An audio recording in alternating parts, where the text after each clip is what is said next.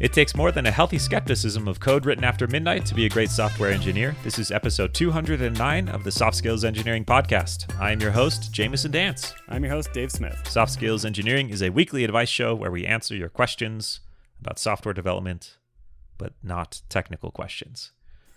I don't think I've written code after midnight for a long time, actually. Yeah, it's been a long time for me, too. But if I did, I'd be suspicious of it, I guess. I did, in my younger days, I did 2 overnight coding sessions, just nonstop all night long. For what? Well, for work. For work? Yeah, it was like, I really wanted to, this is going to sound funny, but one of our applications, I really wanted to port it from 32 bits to 64 bits. And so I just did it. Uh-huh. And it was like, oh, this should be easy. And then the sun came up. But I did it. Did you finish, though? Yeah, got it running in 64 bits. I mean, was it successful? Yeah, and actually, this is one of those stupid situations where I did this thing, and then, like, not too long afterwards, we started getting all 64-bit hardware, so, like, we really had to do it. And I had been running in 64-bit.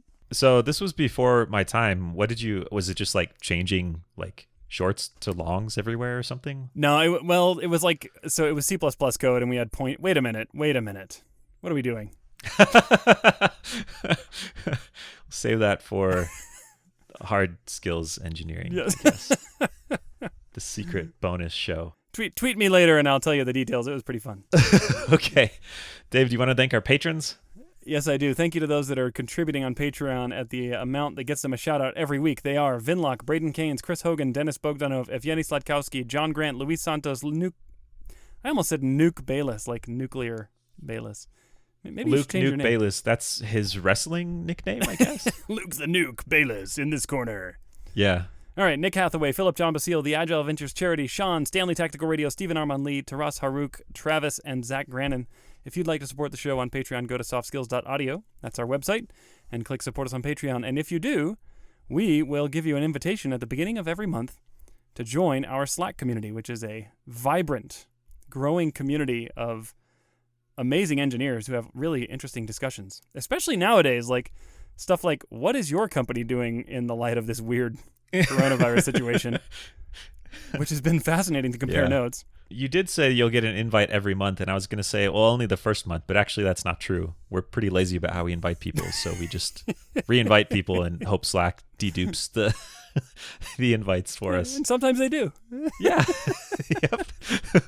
So if you would like a monthly reminder that we care about you, all you have to do is make a $1 contribution on Patreon. Hey, these trying times, maybe that's worth it. All right, I'm going to read our first question from an anonymous listener. Is a glue person valuable on a software team? Someone who isn't the strongest developer but is liked by teammates and builds a cohesive team dynamic. Glue. Kind of holding it together. Yeah. Did you ever put glue on your fingers and then wait for it to dry and then peel it off when you were a kid? Yeah. When I was I mean... How about... And as an adult, I guess. How about every time I try to use super glue to fix something, it ends up sticking 2 of my fingers together no matter how careful I am. What's like the adult version of preschool? Like advanced preschool level skills. Before it was paste in preschool and now it's super glue in grown-up preschool. Well, I have stopped eating it. Eating super glue seems like it would be bad? Yeah, maybe. That sounds bad. Yeah. A glue person. Have you heard the term glue person? Is this like a common knowledge thing? I'm not sure. I think I've heard it. I've definitely heard of glue code, but this is not that. Yeah, this is a little different. My interpretation of it is somebody who isn't super flashy. They're not like just cranking out raw technical output, but they kind of just make things better around them in this vague, hard to measure way. And maybe not even technically? Yeah, I mean, they make the team more effective broadly, but they're not the person who is tackling and solving the really hard technical problems. So like maybe an example would be someone who, when they're in the room, tensions are always at ease and people can communicate more openly and clearly. And yeah, or they ask good questions like, do we have to do it this way? Can we shuffle these priorities around? And I don't know. In my head, they're tied to impact more than raw technical output, I guess. Yeah. If they're a good glue person. Yeah. So they're kind of like a force multiplier, maybe? I think so, yeah. Like to make the team more effective? I think a good glue person would be, yeah. Maybe one of the defining characteristics of a glue person is that they are constantly underpaid because no one appreciates what they contribute.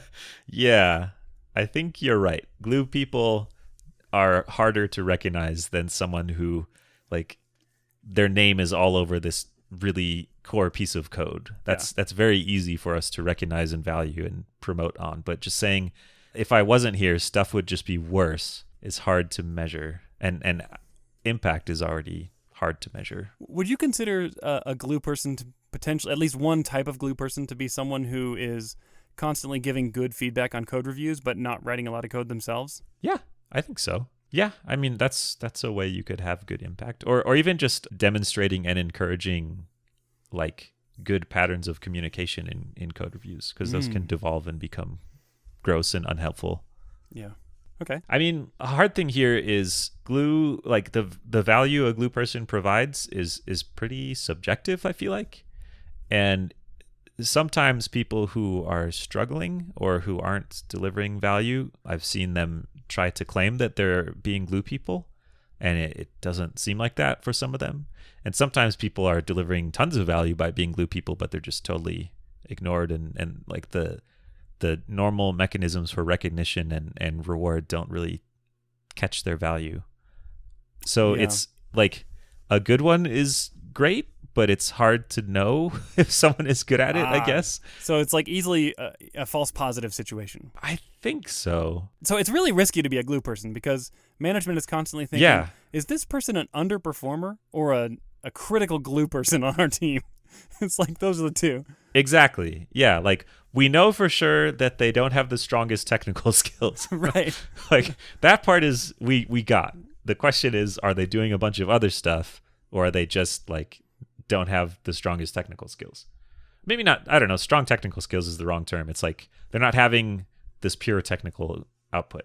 Right. They don't have an obvious technical contribution that we measure with our rudimentary tools. Yeah. So like it could be dangerous to be the glue person. Oh, it totally is. There's this presentation called Being Glue that I think I've referred to a couple times in this podcast, but I'll refer to it again because it's really fantastic.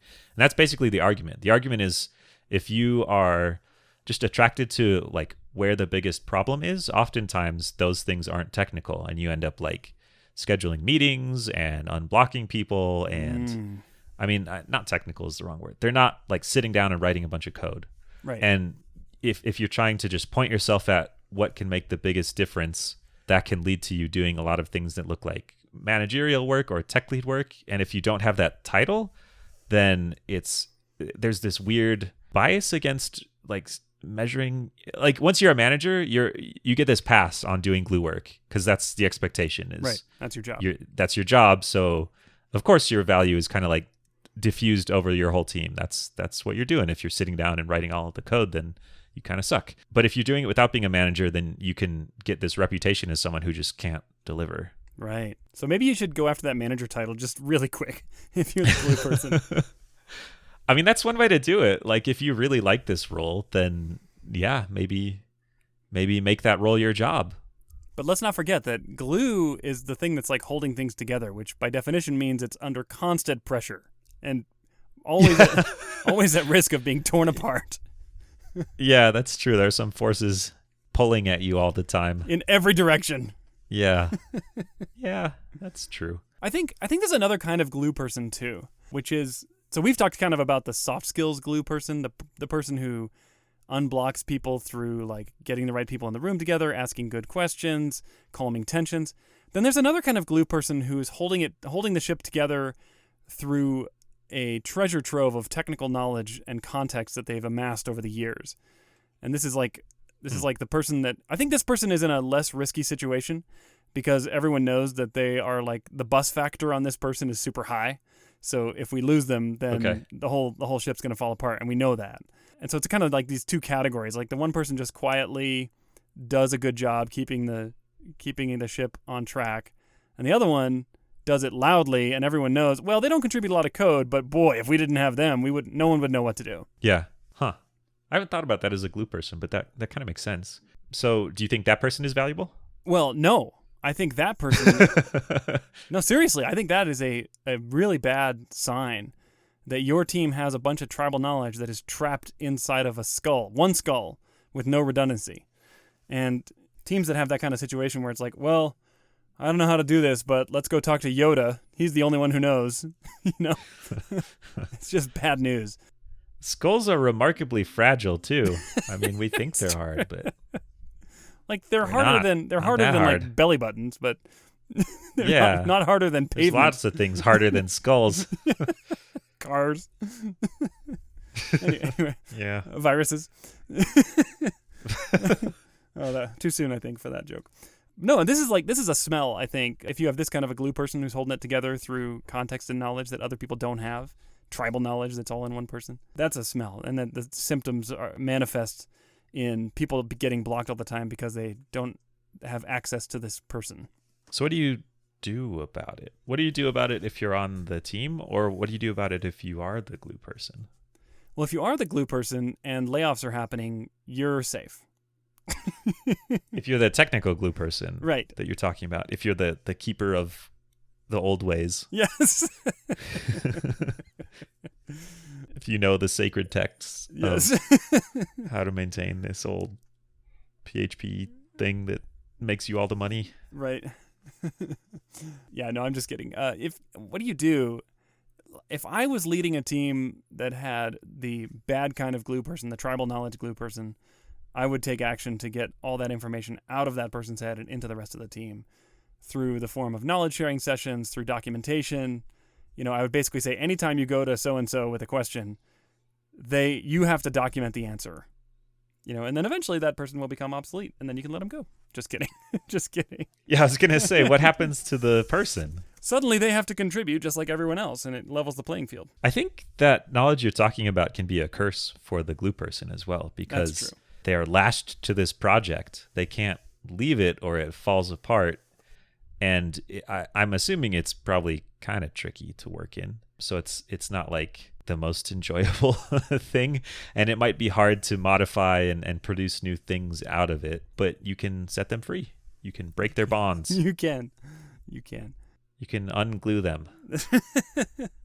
Relieve some of the pressure. No, it does. It stinks to sit at your desk all day and just wait for people to come ask you questions and have a line of people constantly wanting to ask you questions, especially when you're answering the same question over and over. There is a better way. I don't know. That sounds pretty good for my ego. If I had people lining up at my desk like supplicants, that'd be pretty cool. Maybe like people lining up in an online Google form asking you soft skills questions every week. Oh yeah, I guess. Yeah. You are the glue, Jamison. I am.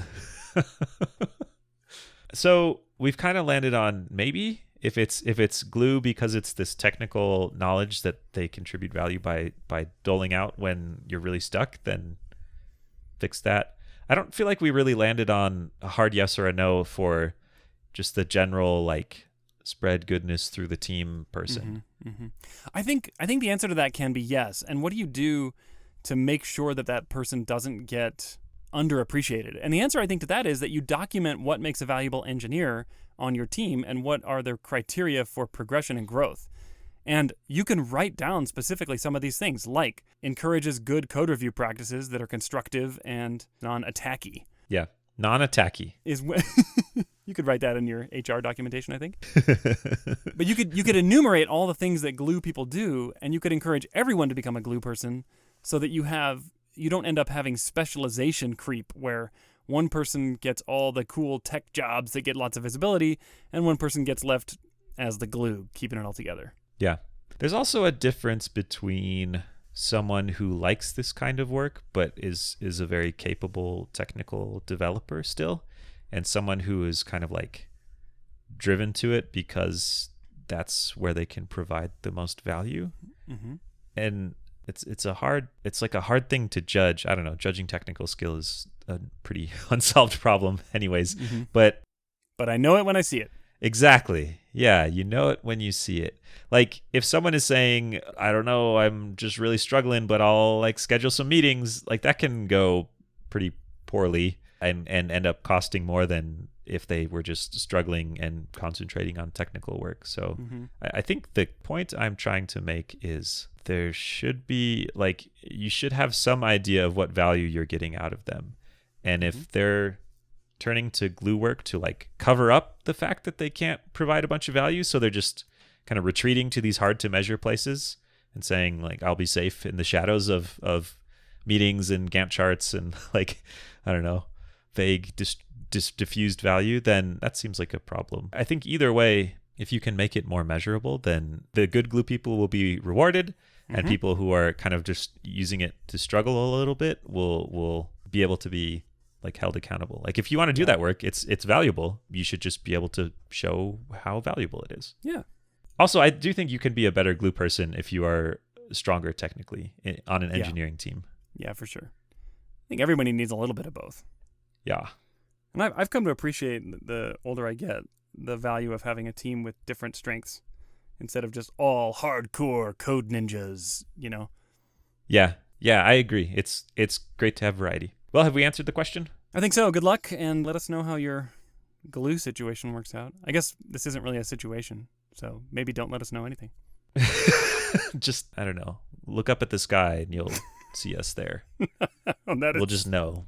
We'll look down and smile and nod. Oh, I think we just hit peak arrogance with that one. Oh, boy. No, we can go higher. There's more room for arrogance. We are space attorneys, so why limit yourself at the sky? Okay, let me just set all that aside and move on to our next question, which comes from an anonymous listener who says, a while ago I interviewed with a big company right after completing a code challenge, and COVID-19 got out of hand in my country. The company sent me an email saying they are putting the process on hold. Weeks have passed, and I came across a job listing posted recently by the same company for the position I was applying to. I felt betrayed. I emailed the recruiter asking for follow-up, and she said that they are sorry about the situation and that they wanted to schedule a meeting. The question is, should I let them know I was displeased by this, or is this really a non-issue? Do I risk my chances by doing so? Am I acting like a jealous teenager? Thanks a lot and love the podcast. Stay safe. You could be a teenager. I don't know. Teenagers get jobs as software developers too. I've hired one. Then you can just tell them, hey, I'm a jealous teenager. I hired a teenager once. Did you? Yeah, no, I actually did. And in fact, this particular teenager was so young that his mother had to sign his stock option agreement. Holy cow. Yeah, it was pretty cool. It's kind of like the child actor situation where maybe his mom was just cashing those checks. Thanks for supporting me like I supported you. Yeah. Time to pay back. So is this a weird situation, you think? No, I don't think so. I mean, weird stuff happens all the time with recruiting, and things change enough. Even when there's not a global pandemic going on. Yeah, even when there's not this unprecedented global event. Stuff is constantly changing inside the company, and you have very little insight from the outside about what's going on. Like the department you were getting hired in could have totally disappeared and been like split up and reshuffled across a whole bunch of different teams, and like these huge changes could have happened behind the scenes that have nothing to do with them wanting or not wanting to hire you. Totally. Or they could just not want to hire you and they're bad at saying no. Yeah, that's a possibility. But the fact that they've scheduled a follow-up meeting probably means that's not the case. Yeah, that's true. I guess, if they were going to ghost you, they would have just ghosted you. I think it's really common for less experienced engineers to read too much into job descriptions that are posted online. This applies to literally every word in the job description, whether it's required skills, whether it's the title. These things are almost always wrong. And so just because you saw a job posting appear that matches the previous job posting you saw doesn't mean that it's even the same organization within the company that posted that job. Yeah, that's a good point. Often they're reused too. Yeah. They might have some standard template for just like, we need a software engineer, and then throw that out, and then it looks the same, but it's wildly different projects and people and reporting structure. I know that because I've worked for big companies, and sometimes the company will have a public-facing job site where you can read the job descriptions. And then there's also a corresponding internal job site which gives more information about each job listing. Like, for example, what the name of the specific hiring manager is. And I've been surprised sometimes when I look at a listing on the external site and I think, oh, I know what that team is. And then I look it up inside and I'm like, oh, that's not even the same organization. Like it's like a different 1,000-person organization on the other side of the planet. Yeah, if it's a big tech company, I mean, they're probably hiring hundreds of engineers at a time. Mm-hmm. And a lot of those will look the same. I imagine not all of those job descriptions are carefully individualized for the exact role. And like you said, I mean, people don't even know. They just know, like, I would like one more person on this team, please. Right. In fact, at Google, the job descriptions are almost totally generic, where it's like, you will be a Google software engineer. And you don't even get to pick a team until after you've passed the interview process. And then if a team wants you, they'll pick you. It's called the matching process. So at some big tech companies, you're interviewing for a position, but there's actually not a designated team where you would go if you pass the interview yet. Huh. What about this question of, should I let them know I was displeased by this? I am displeased. I require one Ferrari as compensation for my hurt feelings.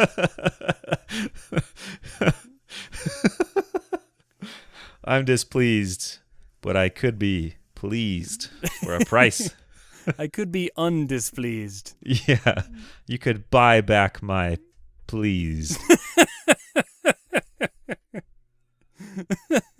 I would absolutely not say, hey, this was a jerk move. Like, I don't know. You have no insight into what happened. I think you could ask them why this happened, and then you might get some more details from the recruiter.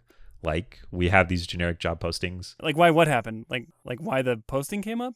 Well, yeah, just say like, hey, I thought I was applying to this position. I saw this posting. Is it for the same position? Okay. Does that mean you're still interviewing for it? Yeah, that's an innocent question. I just don't know what you would do with the answer. Yeah. I mean, you could just ask, can I proceed with the hiring process? That's really what you want to know. Yeah, I guess that's what you're really trying to find out. Yeah, that's true. Let's not forget that this recruiter is probably under tremendous pressure right now and probably is concerned about getting laid off, because a lot of companies are doing hiring freezes. And when you do hiring freezes, that means there's less recruitment activity. And when there's less recruitment activity, that means you need fewer recruiters. So there's probably a lot of pressure on this person right now. And, they're probably drafting nasty emails about their coworkers to make sure that they get let go first. It's a lot of work to do that stuff. As one does. Just kidding. Recruiters are good people. I think you're right that it doesn't matter why they did this. You just care if you still have a chance of getting the job or not. That makes more sense than asking what's going on. Yeah, the fact that they scheduled a meeting makes me think you're still in the running. Yeah. I don't know why they would have met with you again if they were planning on saying no. Yeah, a no could have come in the form of an email. Although maybe it's a meeting so they can tell you face to face that we're not going to proceed. But either way, you'll get closure here pretty quick when this meeting happens. Yeah. I haven't seen that too much at big companies, especially, this is just through the code challenge part. Right. Yeah, it's very early in the process. Yeah, that's like a screening step. Maybe if someone went through the whole process and invested a bunch of time, then you might want to kind of have a higher touch with them to leave them with a better impression. But yeah, exactly. If you had failed the coding, like the coding screening, then you would probably get an automated email saying, thank you, we're not going to move forward at this time. Yeah. But yeah, the fact that you got a meeting means they're basically going to restart. My guess is you fell through the cracks and the recruiter lost track of you and made a mistake, and probably a lot of other candidates too, and they're rebooting the process to get you going again, figure out where you are, make sure you're still interested, and then bring you in for an on-site or something if you did pass the coding screening. And people fall through the cracks when nothing is happening. Like, it happens, yeah. Yeah, it just happens. You really can't expect any company of any size to be so on the ball that you can do nothing and the process will go smoothly. You are responsible for your interview process at a company, not the recruiter, not the hiring manager. And if you will take that seriously and not take it personally when you don't get 100% of their attention, you'll have more success. I like it. I feel motivated now. To do what? Oh, I don't know. I guess I'm not looking for a job, but I feel motivated to, if I start looking for a job at some point, go back and listen to this episode and then take ownership over the process. Well, if there's one thing working at a big company has taught me, it's that don't take it personally when people don't give you all of their attention, because people's attention is being pulled in 1,000 directions all the time. And the people who are successful are willing to continue engaging and pinging on a subject or a person and keep them engaged. And frankly, I see this at the macro level too, not to get too philosophical, but like companies do this a lot. Companies grow very slowly in most cases, and they do it by continually getting people's attention and keeping customers engaged. It's very rare that a company just goes skyrocket success overnight because they went, quote, viral. Anyway, same thing applies at the micro level to your interview process. You're not going to go viral in the interview. That's right. What you're saying. And if you do, it's probably for something really bad. If ever you find that your code sample has been forwarded to 1,000 people, yes, then you probably screwed up. It's not because it's good. Forward. Holy crap, look at this. True. All right, have we Yeah. answered the question here? Completely. Okay, We 100% have answered. completely answered the question. What can people do if Good they luck. want to get their own questions answered? They can go to softskills.audio, and when they go there, they can click Ask a Question and fill out this form. We read them. I think we read them all. Oh, yeah. And we will answer them all eventually before the universe ends. We get to them all. We will. Thank you so much for submitting questions. We love reading them and learn from them, and we love answering them. You help keep the show going. Thank you for listening, too. If you like the show, please share it with people. Yeah, I got nothing. me neither. No more words. The end. Good. See you later. See you next week.